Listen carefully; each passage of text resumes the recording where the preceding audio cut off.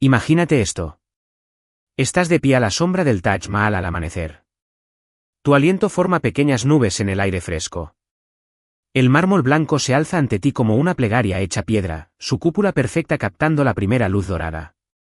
Pero antes de maravillarte con su belleza, antes de susurrar sobre el amor eterno, cierra los ojos y escucha.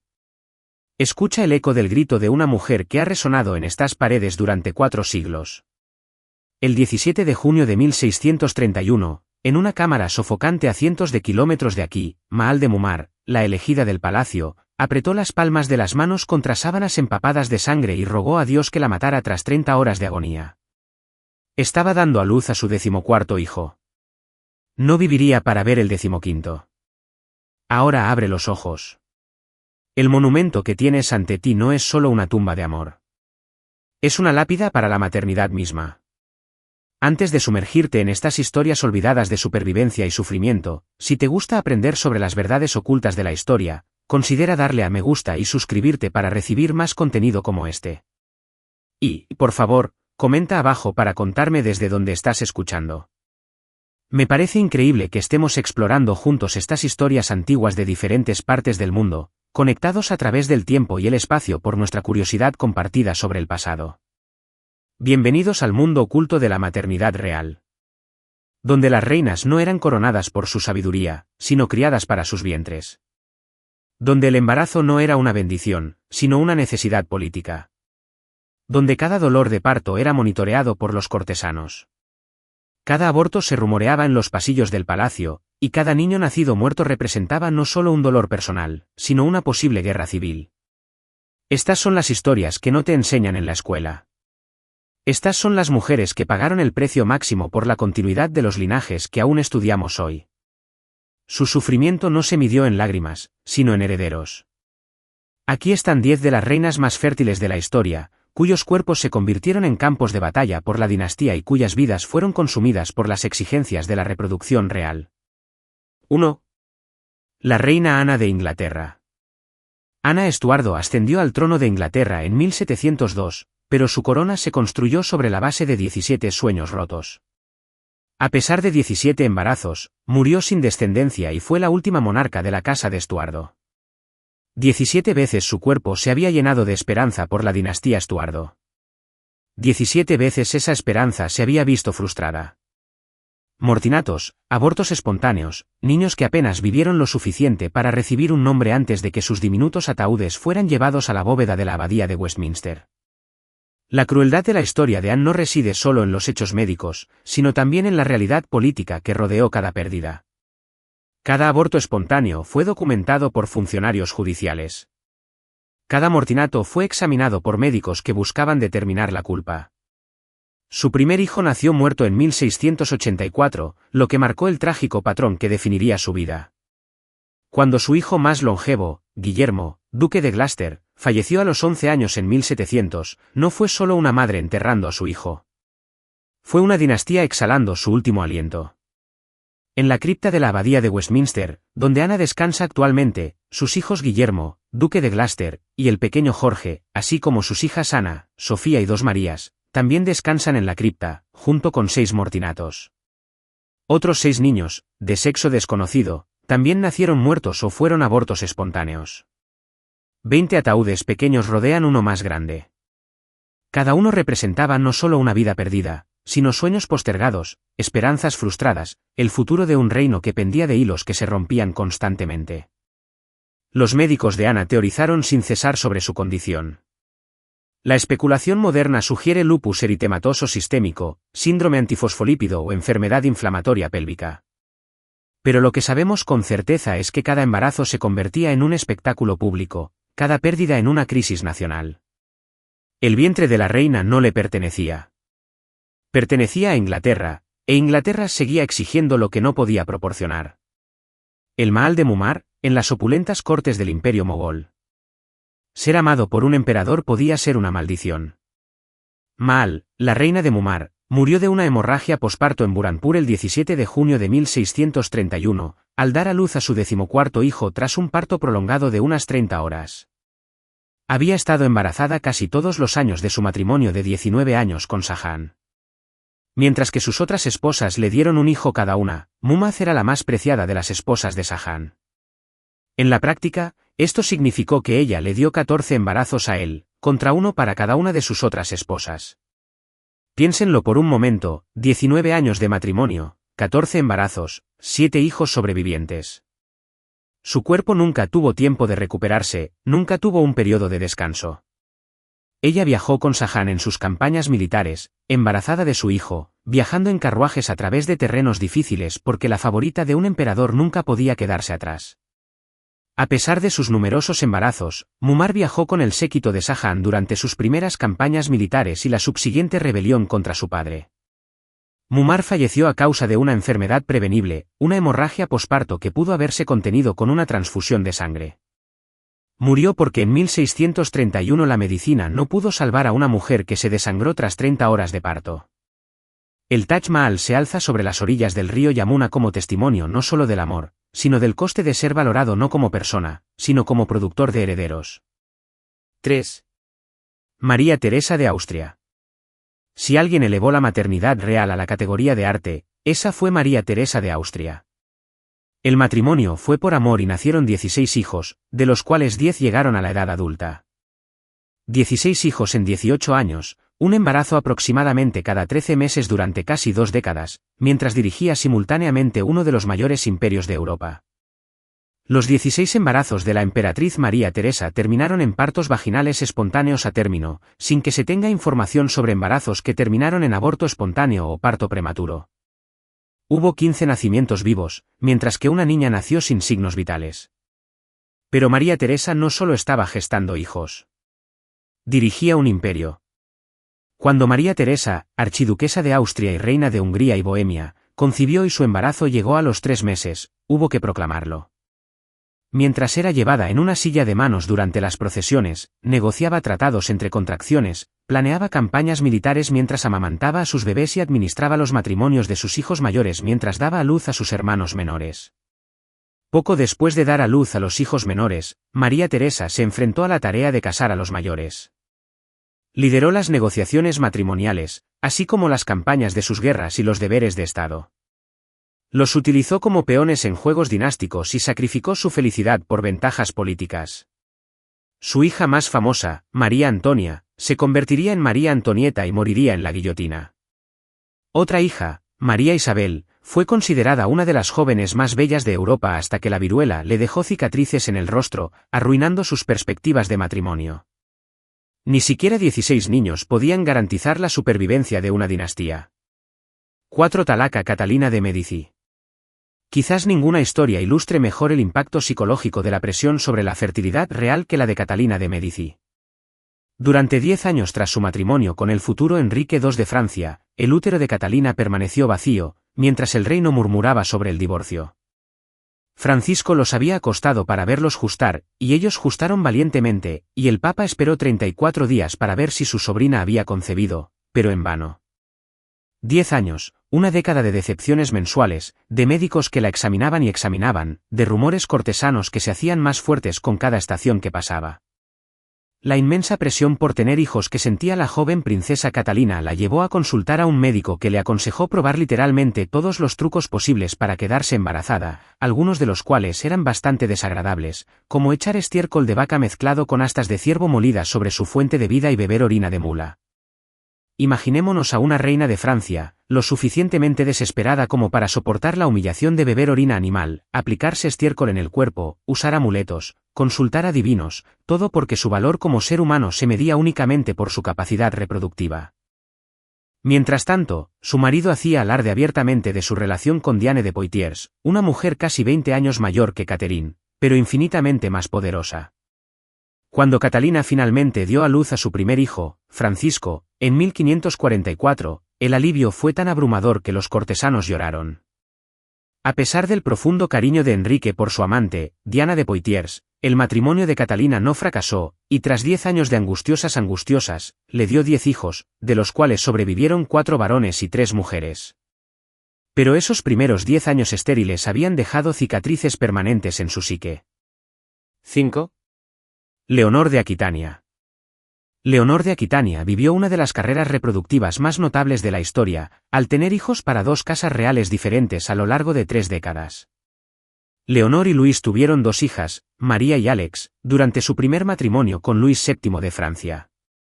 Pero este matrimonio fue anulado en 1152, en parte porque sus únicos hijos eran 2 niñas, María y Alex, y la pareja real necesitaba herederos varones. 2 meses después de su anulación, Leonor se casó con Enrique Plantagenet, el futuro Enrique II de Inglaterra. Leonor solo tuvo 2 hijas con Luis VII, pero con su nuevo esposo, tuvo 5 hijos y 3 hijas. Los hijos fueron Guillermo, quien falleció a los 3 años, Enrique, Ricardo Corazón de León, Godofredo, duque de Bretaña, y Juan, quien finalmente heredaría la corona de Inglaterra. Enrique y Leonor tuvieron 8 hijos. 3 de ellos gobernarían como reyes, aunque Enrique el joven rey solo como cogobernante, no como monarca único, ya que falleció antes que su padre. El legado reproductivo de Leonor se extendió mucho más allá de sus propios hijos. Se convirtió en la matriarca de la dinastía Plantagenet que gobernaría Inglaterra durante siglos. Pero la fertilidad de Leonor tuvo un precio. La separación de Leonor y Enrique durante los 5 años siguientes ha sido objeto de mucha especulación sobre si se debió principalmente a una cuestión de conveniencia política, a un indicio de una creciente ruptura entre la pareja, o a ambas cosas. Ciertamente, Leonor había cumplido con sus deberes como reina de proporcionar herederos varones e hijas como bienes para las alianzas, pero ya era demasiado mayor para tener más hijos. La rebelión de sus hijos contra su esposo en 1173 puso fin brutalmente a sus actividades culturales. Leonor fue capturada mientras buscaba refugio y pasó casi 16 años prisionera de Enrique II. Sus hijos se habían convertido en peones de maniobras políticas, y ella había aprendido la dura lección de que incluso las madres reales exitosas podían ser descartadas cuando su valor reproductivo se agotaba. 6.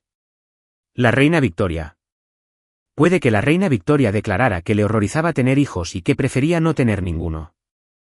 Pero durante los siguientes 17 años, Victoria dio a luz a 9 hijos: Victoria, Alberto, Bertie, Alicia, Alfredo, Elena, Luisa, Arturo, Leopoldo y Beatriz. Sorprendentemente para la época, todos los niños llegaron a la edad adulta. Victoria detestaba el embarazo, y en sus cartas a su hija describía la experiencia como la de sentirse como un perro o una vaca.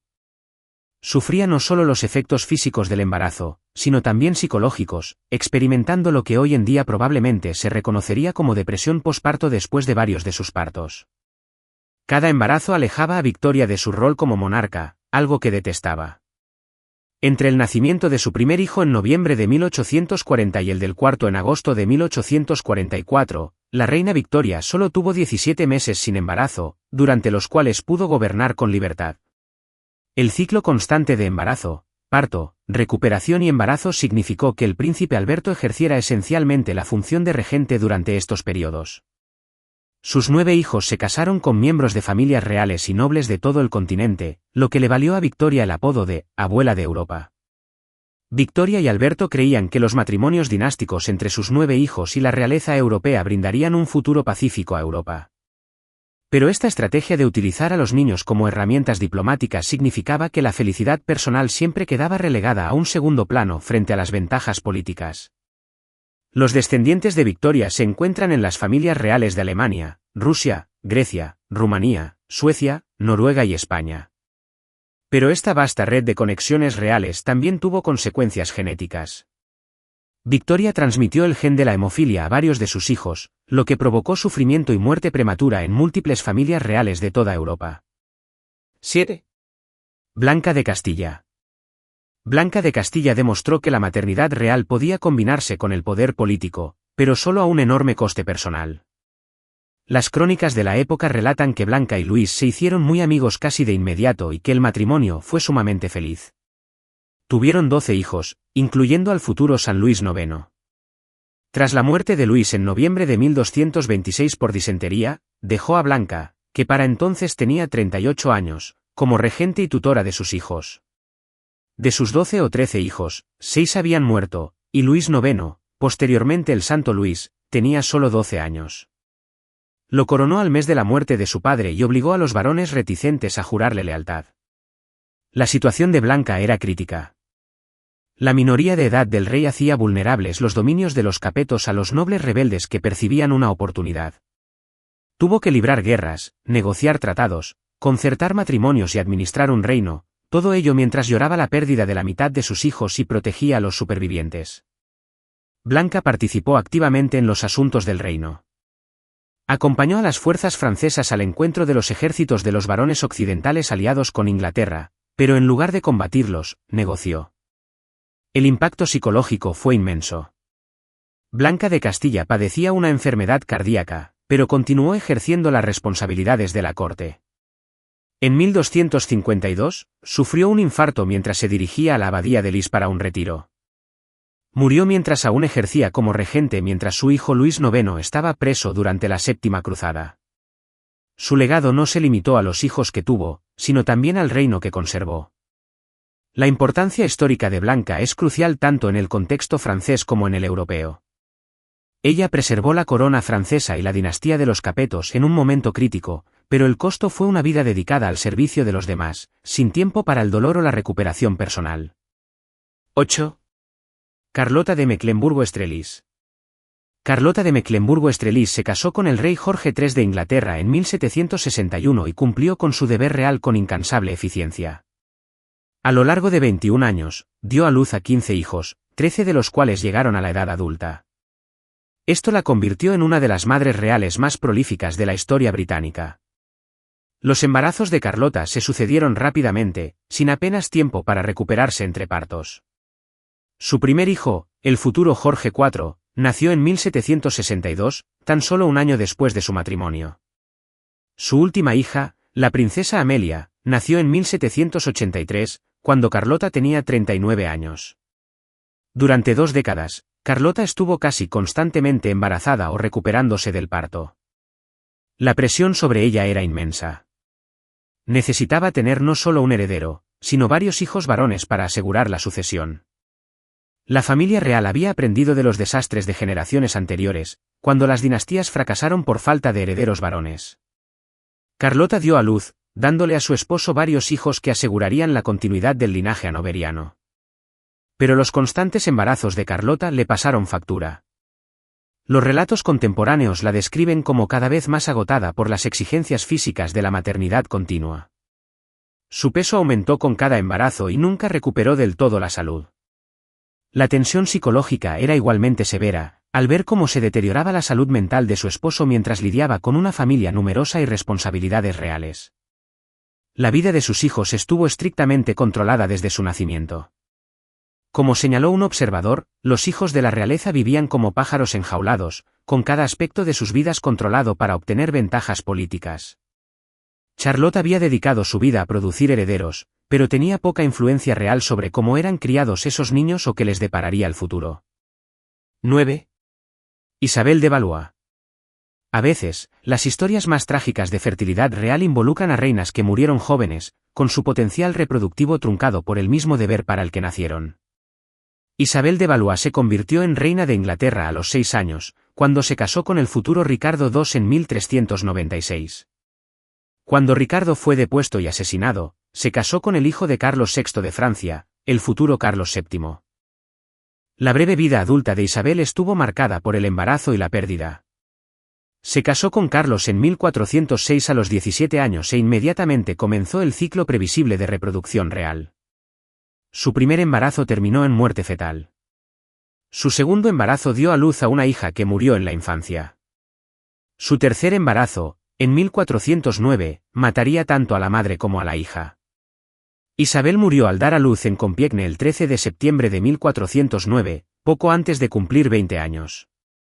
Se había casado 2 veces, había tenido 3 hijos y murió sirviendo al mismo sistema que había controlado su vida desde la infancia. Su muerte dejó a Carlos sin reina y a Francia sin el esperado heredero varón de esta unión.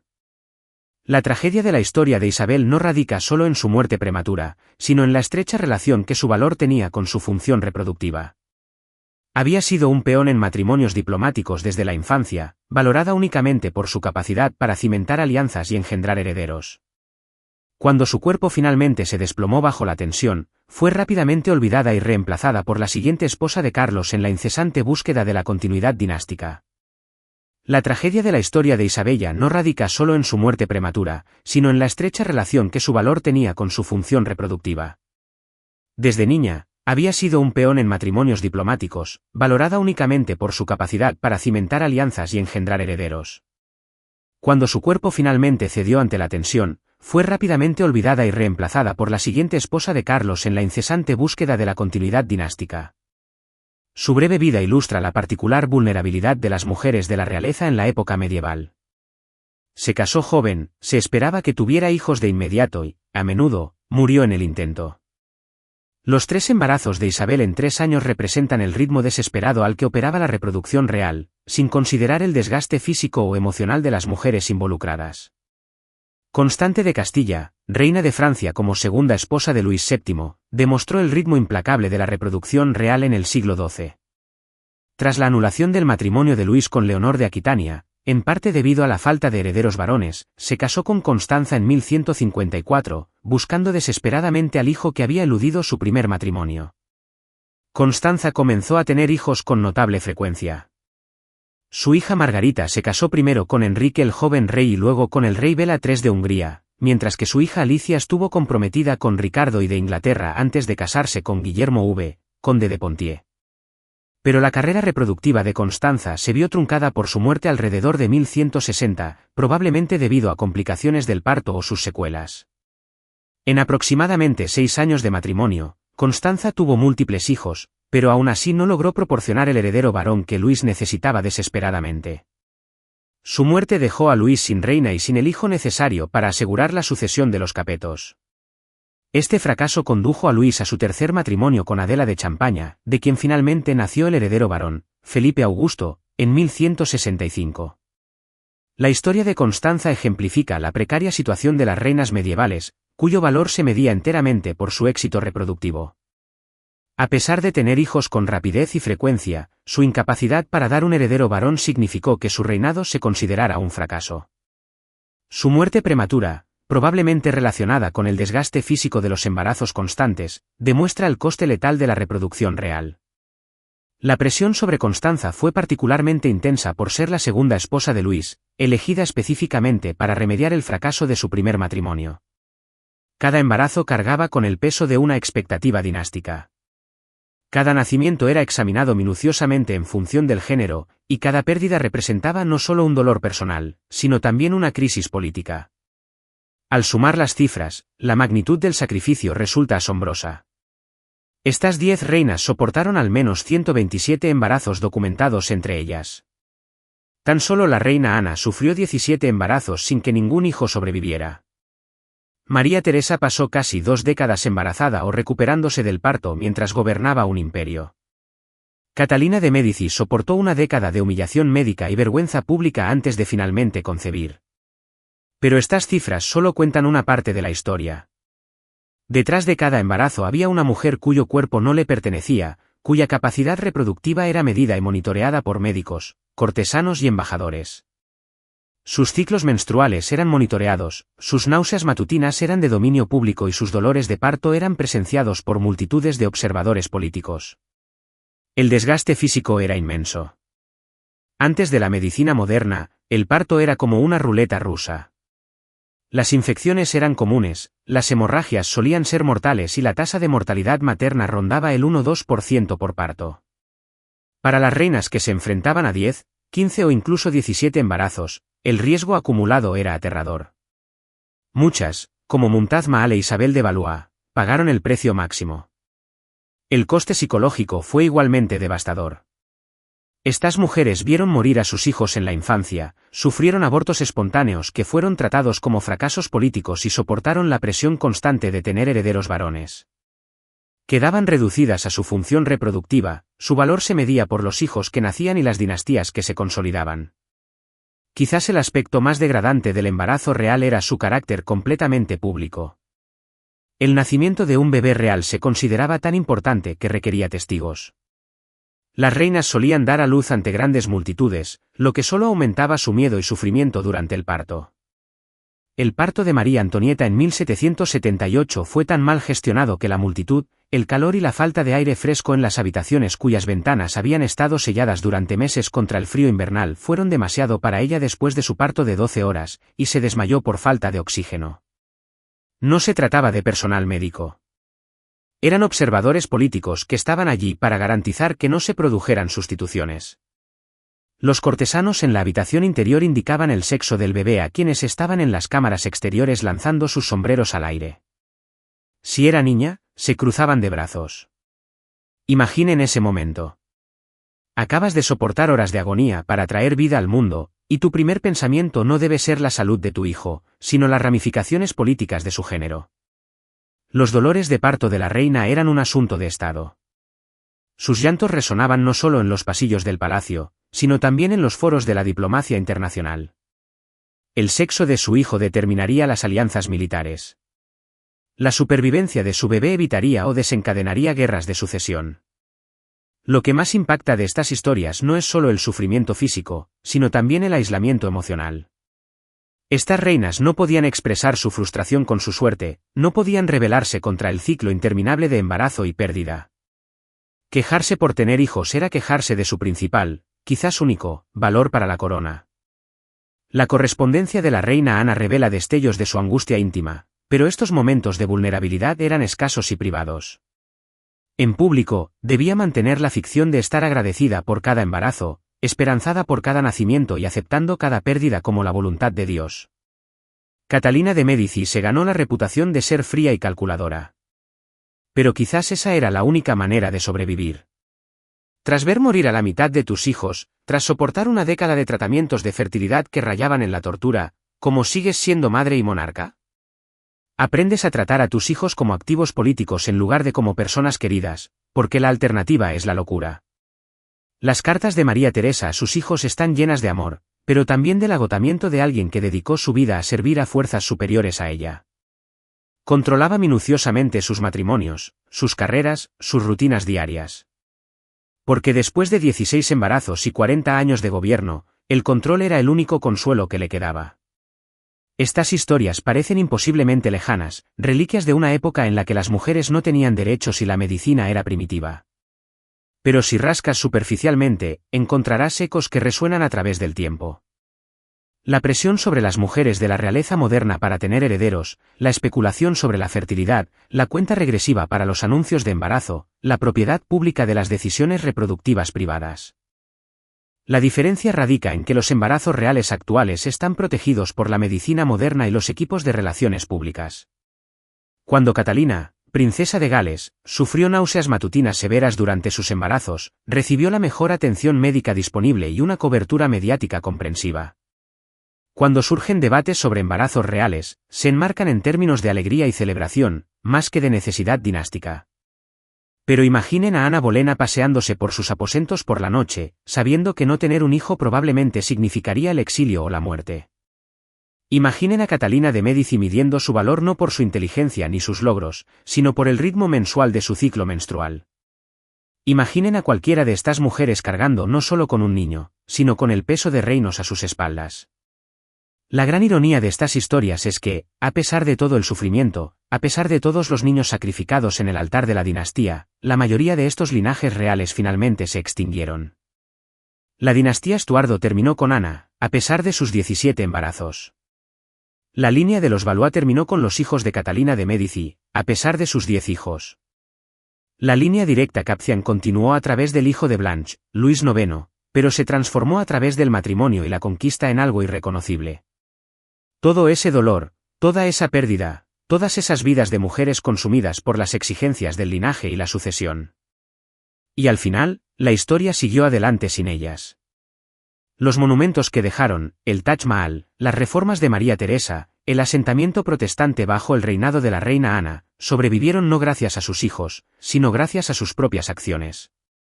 Quizás esa sea la lección más trágica de todas. Estas reinas tenían un valor más allá de su vientre, una inteligencia más allá de su capacidad reproductiva, legados más allá de sus hijos, pero vivieron en tiempos que no podían ver más allá de la necesidad inmediata de que los herederos reconocieran a los seres humanos que las portaban. En la abadía de Westminster, los turistas pasan junto a la tumba de la reina Ana y leen sobre su reinado, sus guerras y sus logros políticos. Pero bajo sus pies yacen los diminutos ataúdes de 17 sueños postergados. En Agra, millones de personas visitan el Taj Mahal y fotografían su perfecta simetría. Pero pocos saben que fue construido sobre la tumba de una mujer que murió por amar demasiado a un emperador como para negarse a sus exigencias de tener hijos.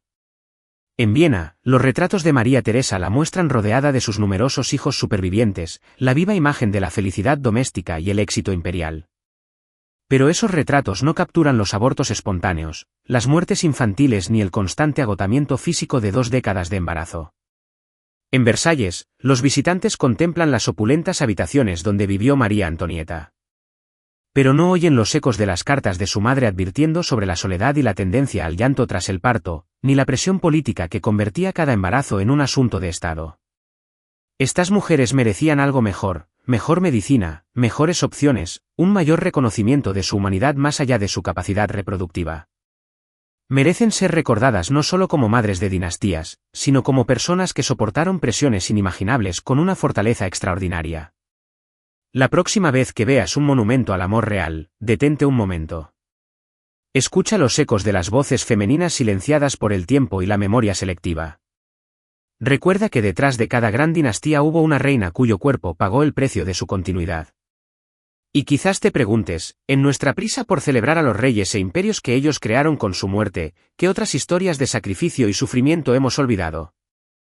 El mármol del Taj Mahal aún refleja la luz del amanecer, igual que aquella mañana de junio de 1631, cuando Mumtaz Mahal exhaló su último aliento.